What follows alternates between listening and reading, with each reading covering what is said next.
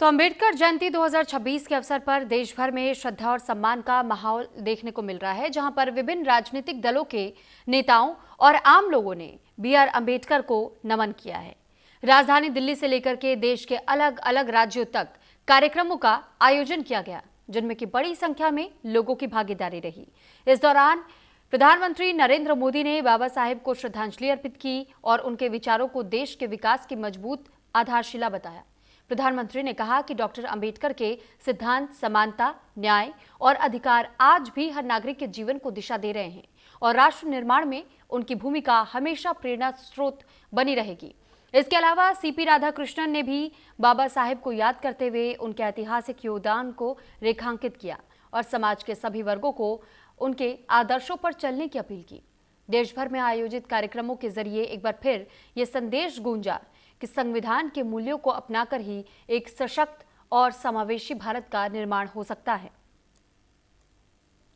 तो ये अलग अलग तस्वीरें हम आपको दिखा रहे हैं, जिसमें प्रधानमंत्री नरेंद्र मोदी, साथ ही उपराष्ट्रपति सीपी राधाकृष्णन, मायावती को आप देख रहे हैं, सुप्रीमो है बीएसपी की अध्यक्ष, कांग्रेस के मल्लिकार्जुन खड़गे और नितिन नवीन बीजेपी के राष्ट्रीय अध्यक्ष, वहीं समाजवादी पार्टी के अध्यक्ष अखिलेश यादव।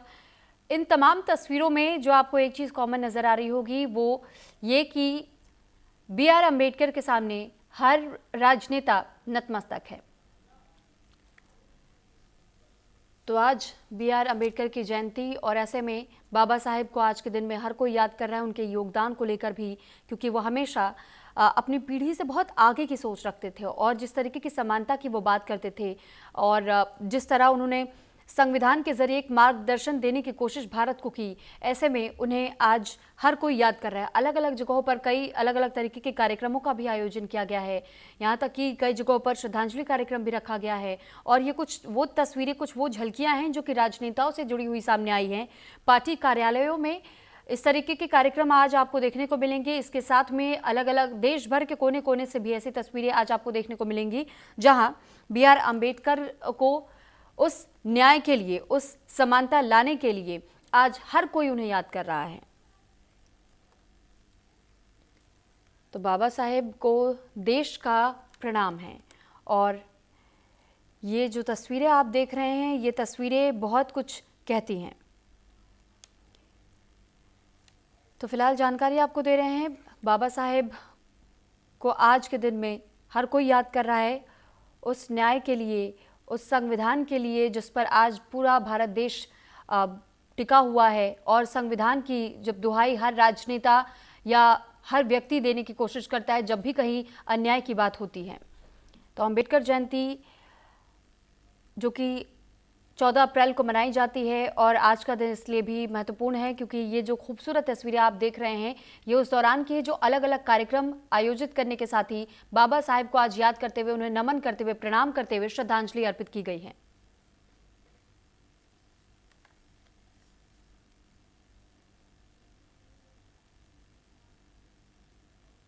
संविधान के शिल्पकार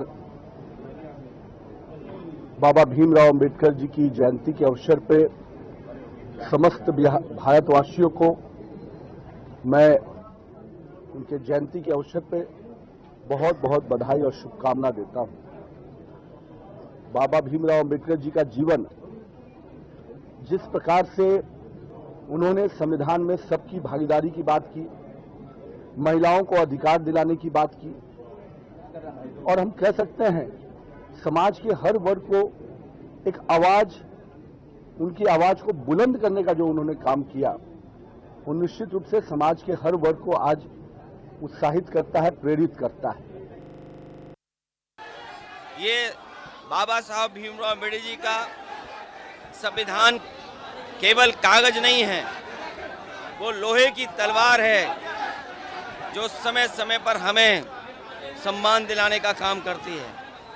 संविधान हमारे लिए ढाल है, संविधान हमारी संजीवनी है, संविधान हमें न्याय दिलाता है।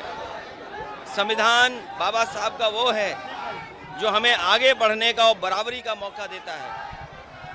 संविधान हमारा रक्षक है। बाबा साहब भारत का वो मजबूत स्तंभ जिसके ऊपर आज भारत के लोकतंत्र की ये मजबूत इमारत खड़ी है। आज यदि 140 करोड़ की जनसंख्या वाला हमारा देश चल पा रहा है तो उसके कारण ये लोकतंत्र की मजबूत बुनियाद है, और वो बुनियाद हमें देने वाले बाबा साहब आज जिनको युग युग तक भारत का प्रत्येक निवासी याद करता रहेगा, करता रहा है।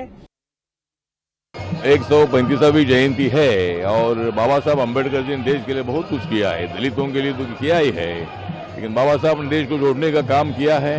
बाबा साहब अम्बेडकर जी ने संविधान लिखा है और संविधान में जो हमारा भारत मजबूत करने का जो ऐलान किया है उसके मुताबिक भारत मजबूत हो रहा है और नरेंद्र मोदी जी के नेतृत्व में देश खुशहाली से आगे बढ़ रहा है, इकोनॉमी बहुत अच्छी डेवलप हो रही है और दलितों को न्याय देने की भूमिका संविधान ने जो दी है उसी तरह दलितों को न्याय भी मिल रहा है।